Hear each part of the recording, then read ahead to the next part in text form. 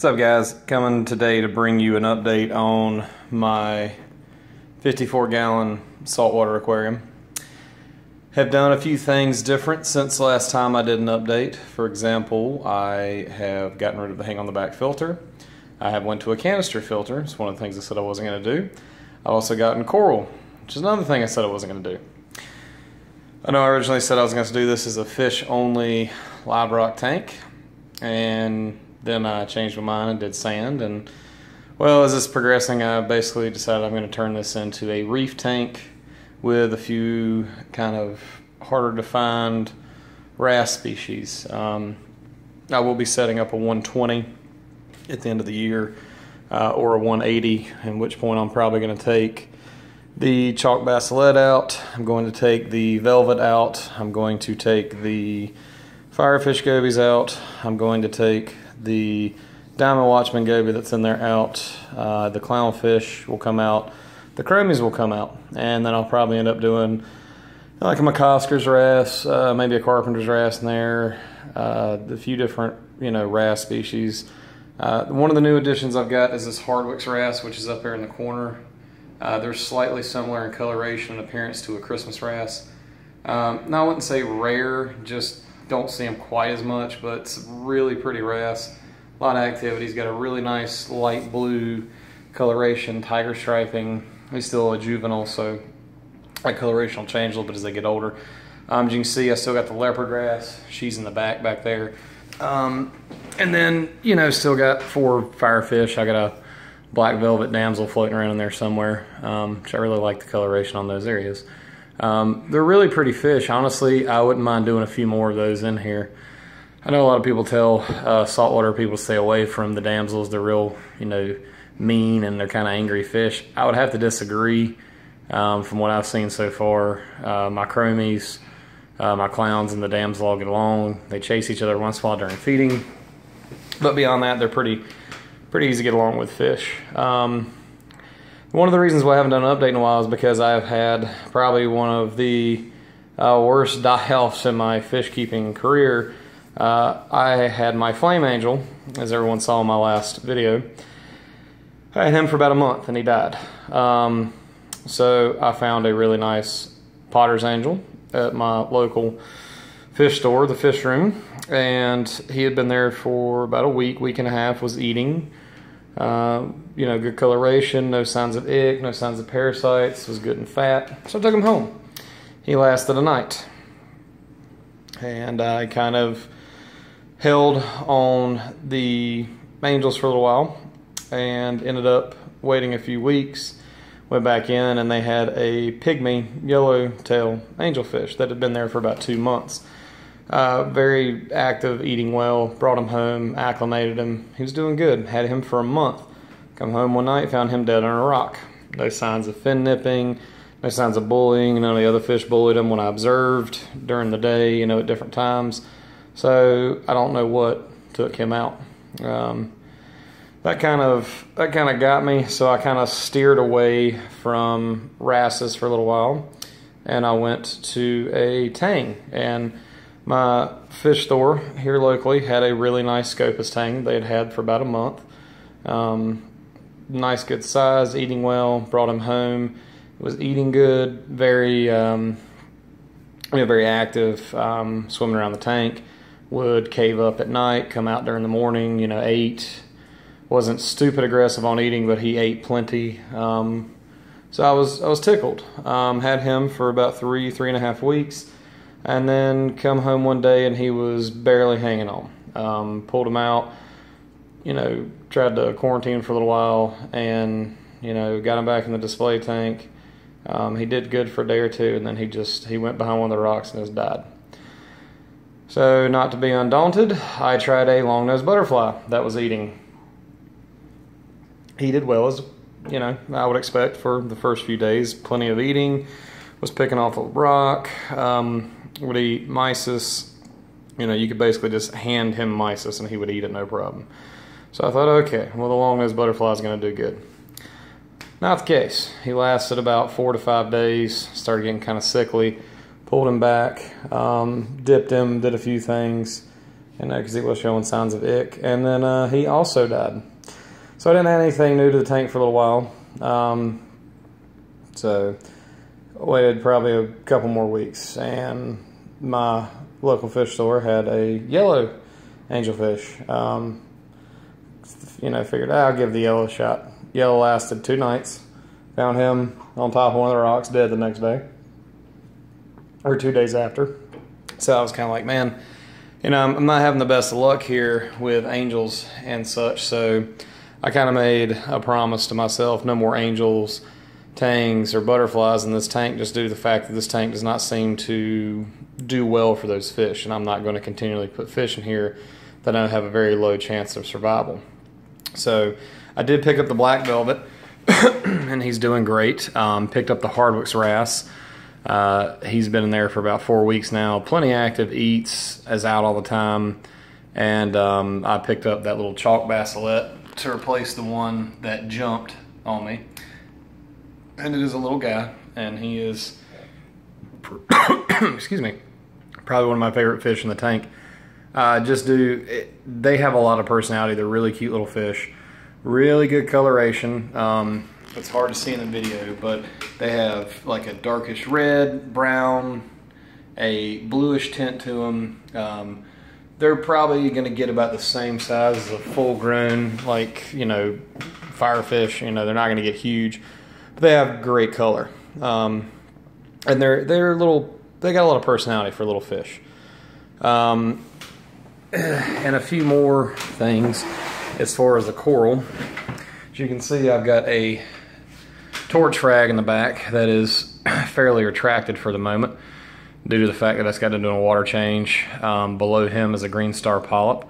The pink guy in the corner is actually a red gonoporia frag I was able to get a hold of. And then the big one on the front here is a multicolored zoanthid that my local fish store had, and this one's got reds, oranges, greens, and blue zoanthid polyps in it. I really like that one. Had a small piece, I guess was loose or broke off, and it's right there. And then I've got just a standard, white gonoporia that's very much retracted right now. And then you see my jerk of a pink diamond goby in the back there. Probably one of the jerkiest fish I have. If you want a goby, they're cool. They're jerks. I got some hermits for the tank because I wanted something for substrate cleaning and just kind of getting in there and working a little bit of the deader side of the substrate. He grabbed all 3 in his mouth before I could even get the 3rd one in, and took them behind the rock somewhere. And I'm not breaking the rock down again to find them. They're in there, they're in there. If they're not, if he ate them, if he crushed them, if he stuffed them in a hole somewhere. I'm not tearing the rock apart. I've tore this rock apart going on about 6 times, and have changed the layout of the rock multiple times due to the fact that I've had some fish death for some of those larger angels that decided it would be a good idea to not die up front, but to go into the very back underneath the rock and die, to where I had to pull every bit of rock out of the tank and scare the living crap out of all my other fish just to retrieve the bodies before I had a massive nitrate spike.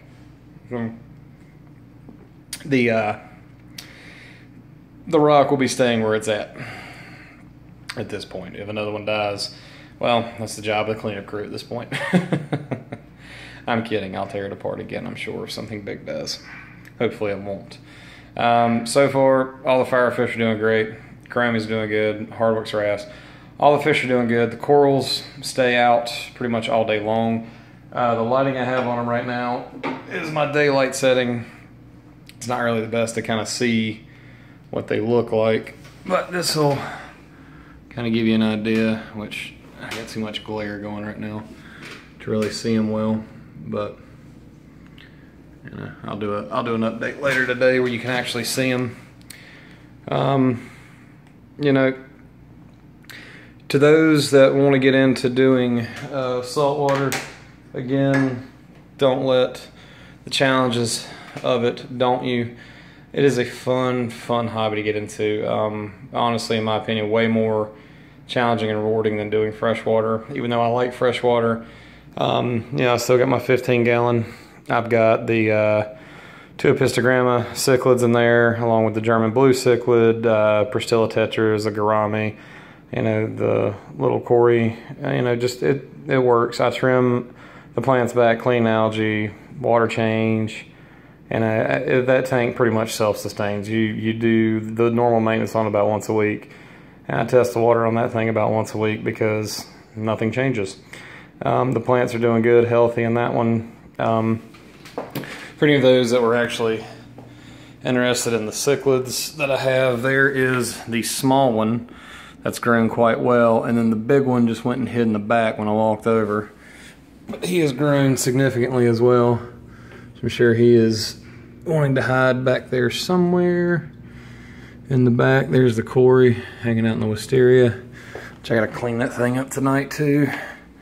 There's my one gourami left. He is he's my big bright yellow one. The other one died on me after several months of no issues. I'll try to find that one Epistogramma. There's the German ram hiding. They're very shy, these cichlids in my tank. I don't know why. There he is. There he is. He's hiding in the back. He's shy, but they do well. You know, like I said, easy tank. An update for the people who have the fluvels, especially the flexes. I know I did one video about filter cleaning, things like that. This zone back in here, I do water changes every week, and I get my siphon back here and suck this junk up. These 2 areas are waste collection zones. So if you're doing water changes without a good siphon, it would really benefit you to get a good siphon if you're going to do any water changes on these fluvels, because it's a great tank. Really hard to get down in there without a long siphon of some sort, which, you know, are fairly cheap. I've got this one that I bought for 10 bucks. It's meant for 10, 15 gallon tanks. I use it on the big tank. It gets in there, it does the trick. I mean, I don't particularly care if it takes an extra 10 minutes to drain the water out of the tank, considering I do most of my water changes on Sunday afternoons anyway. You know, it's pretty standard, pretty straightforward. The only thing I can say, if you're going to do salt water, I know I was the guy who was against doing sumps, pumps, all the extra stuff, but you know what? If you're going to do the habitat, it just works. I mean, yeah, you could do a fish only with a hang on the back, but it's going to really limit your fish load, and it's going to limit what you can do down the road. And you know, I was one of those guys who said, never going to do corals. It's not going to happen. I have no intention of doing corals. Don't care about them. You know, they don't interest me at all. I started putting corals in my tank, and the more and more that I do coral, the more and more I want to do, you know, corals and have a really nice tank. It's a really funny thing when you think about it, just to say like, oh, I'm not going to do this, I'm not going to do that. You know, I'm beginning in the hobby thinking to myself, I'm only going to do certain things. And as I went into the hobby, I've realized that I am pretty much 100% going to do a reef tank in this. And then when I do my 180, I'll most likely end up doing coral in it as well. And that may limit my fish species, or I may just do a live rock with fish, because I kind of really want a big tang and angelfish tank because they do have great color. And they also have a lot of personality, depending on the fish you get. But really, when it's all said and done, if anyone's got any questions, comments about the tank, about ways I do things in my tanks, leave me a comment, subscribe. And I'm basically drinking beer and playing with fish tanks in my spare time, which I find to be quite an enjoyable hobby. And you know, some people may want to give it a shot. This may provide some information. I'm probably going to do an update video a little bit later tonight, a short one on the corals when you can actually see them. They still need a little bit more light for the day, so I'm going to kind of leave that light on as it is for right now. And I'm hoping that wrasse doesn't think the coral is a free buffet.